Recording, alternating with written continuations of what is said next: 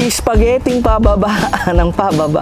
Ngayong episode, matututunan po natin ang pag-aalaga ng bulate, yung tinawag nating African night crawlers. Ito pong bulate na ito ay napakagandang alagaan po sa inyong farm dahil itong bulating ito ay bibigyan kayo ng organikong pataba sa lupa. Ngayong episode, makikilala natin ang isang accountant na nag-alaga ng bulate at sa hindi niya inakalang pagkakataon ay ito pala ang magbibigay ng napakagandang buhay para sa kanyang pamilya, gayon din sa kanilang komunidad.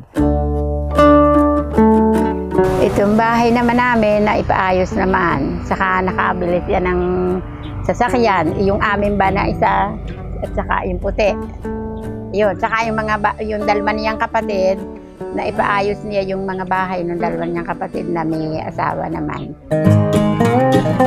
Yung pinagpe-pray kong bahay, natupad yun, no? Actually, ang bahay ko is, during that time is more than 2 million yung pagpapagawa ko, no? So, saan galing yun, no? Siyempre, biyaya yun ng worms, no? Sa worms yun nagmula. Bilas ako ng Panginoon. Nakapundar din ako ng sasakyan ko, no? Actually, dalawa ang sasakyan ko, isang van at saka isang pick-up. Yan yung ginagamit ko ngayon. And then, well, itong ating nandito tayo ngayon ay nabili ko din sa pamagitan ng bulate. This is more than 600 square meter. And I'm planning to buy 1 hectare, no? Siguro, maybe next year.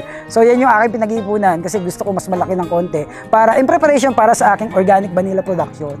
Alamin natin at matuto po tayo sa pag-aalaga ng bulate or African night crawlers sa The Prince Worm dito sa Bae, Laguna.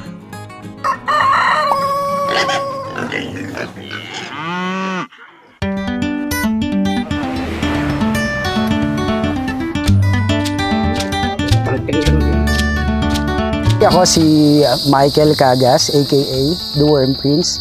Ang vermiculture and vermicomposting, ito ay negosyo ng pagbubulate.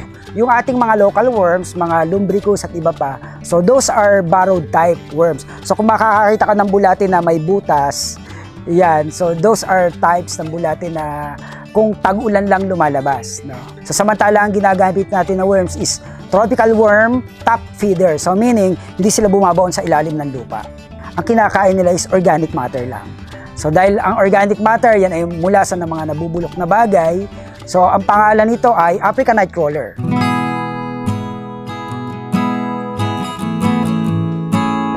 Yung bulate na ito, usually pag maganda, umaabot yan ng isang ruler ang haba, 12 inches, no?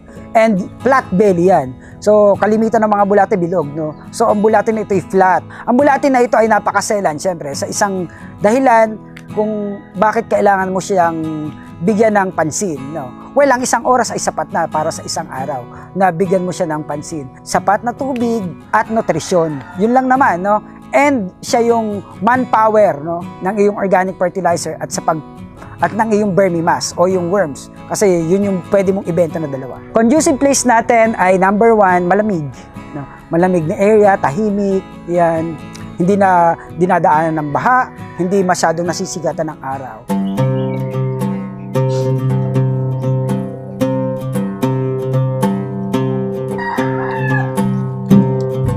Actually, marami tayo pwede ipakain. Pwede tayo magpakain ng cow manure, pig manure, pwede tayong horse manure, carabao manure, rabbit, no? Pwede rin tayo sa chicken, pakonti-konti lang, no? And all the rest, pwede tayong kumuha sa solid waste management facility ng kanilang compost, no, na nandoon.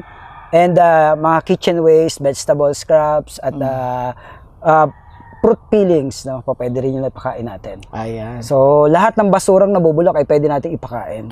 Specifically, no, na i-share sa inyo yung kung paano mo makukulek yung worm egg, no? Maglagay ka lang ng napakasimple, malinis na basahan sa iyong worm bed. So, yung iyong worm bed, lagyan mo malinis na basahan, i-crumpled mong ganan, at makikita mo, pag nabasa yan, doon iitlog ang bulate. So pag doon ang itlog ng bulate, kinuha mo yung basahan, pinagpag mong ganan, ang daming egg. Hindi na yan ngayon sikreto. Kasi sinabi ko na sa inyo.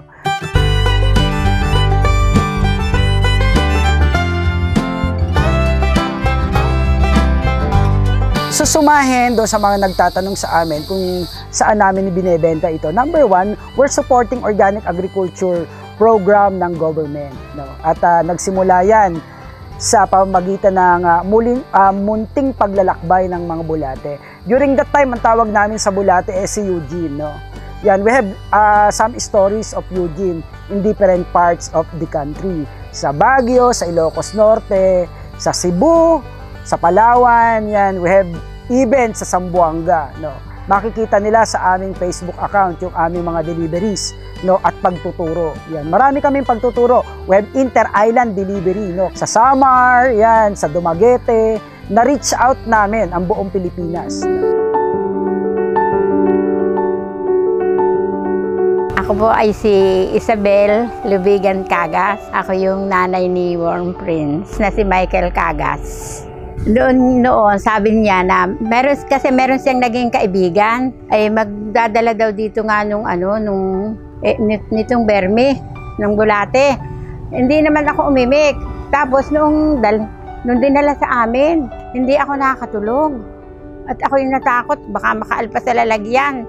Yung mga bulating yon, hindi na lang ako umimik sa aking anak, siyempre. Itong bahay naman namin na ipaayos naman. Saka nakabilis yan ng sasakyan. Yung amin ba na isa, at saka yung puti.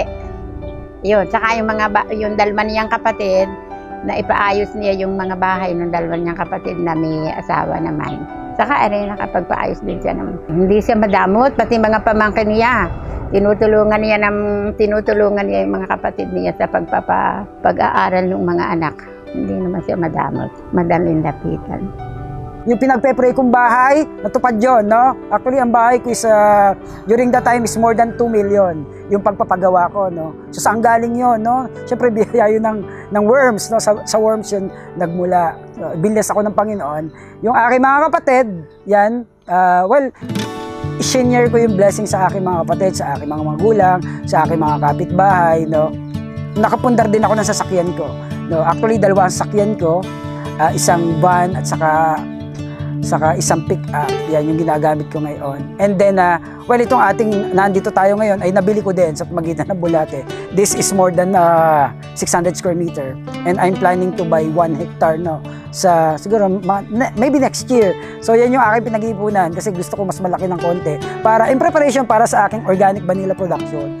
Dito sa 600 square meter na to, makikita mo meron ako ditong konting bulatihan. Andito ang aking pagawaan ng probiotic.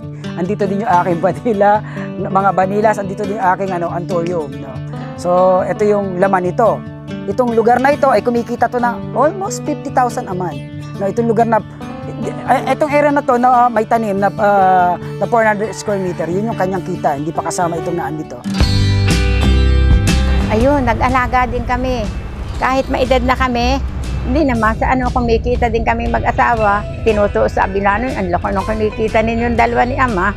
Sabi nung gayon, nakakatuwa. Kaya pa rin naman naming mag-asawa na hindi kami lagi laan sa kanya And then, yung impact niya sa aming community, halos lahat kami dito nagbubulate. Naka-reach out kami ang na-reach out namin community web, Kalawan, Los Baños, Pila, Nagkarlang, Pagsanghan, Liliw, no? So, yun yung 6 na bayan na tumulong sa akin, no? At makikita mo ang haba ng pila. We have some photos, makita mo yung mga grower, ang haba ng pila nila kasi magpapatimbang ng bulate. Hindi lang sa akin may impact to, pati doon sa mga estudyante na elementary student. Limbawa, isang elementary student, grade 1, meron siyang isang bed ng bulate na 2 square meter, meron siyang 5 kilo. During that time, bibili namin ang bulate niya sa 300 pesos. 300 pesos times 5 kilo, that is 5, 10, 15, meron siyang 1,500. Imagine, grade 1, may 1,500, hindi siya humingi na So, ilang buwan niya babaunin yun. And then, another month, may order na naman uli kami sa kanya, nakapila na naman siya. Makita mo, sir, nagdagdag po ako ng aking worm bed. Ilan ang worm bed mo? 3 na po. O ilan ang bulate mo ngayon? 25 kilo po. Kasi during that time, way back 2009, dahil nga 10 tonelada ang aming order na bulate, so kailangan ng mass production. From the word eugenous, you'd relay. So, Eugene Nu. So, Eugene. Kung si Eugene ay isang person, actually, siya ay blessing, no, sa amin.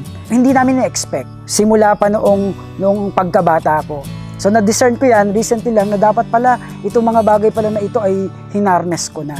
So, hindi ko lang na-perceive. So, sa buhay natin, kailangan natin siyang i-perceive positively. It is a challenge. Challenge ka sa akin, pero hindi ka threat. Ikaw ay isang malaking opportunity na may malaking reward sa dulo. Malaki ang matututunan mo sa bulate. Mental, physical, socio-economic, in terms of values, no, and yung influence niya, nang nakita ko, laki ng influence sa buhay ng mga tao. Lalo na nung nagkameron ng pandemic, no? When they go back to basic, which is agriculture. Kasi even na high-valued crops, mga ornamental, agriculture yan. Punta na lang po kayo sa description kung gusto nyo pong makilala in person ang nakilala dito na The Prince of Worms. Prince, yan, The Worm Prince. Nandito lang pala nagtatago sa Bae. Bae, Laguna po. Abangan nyo po yung next episode.